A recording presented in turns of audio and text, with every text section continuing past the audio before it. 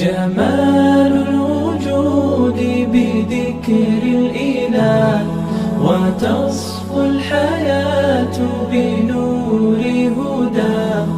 جمال الوجود بذكر الإله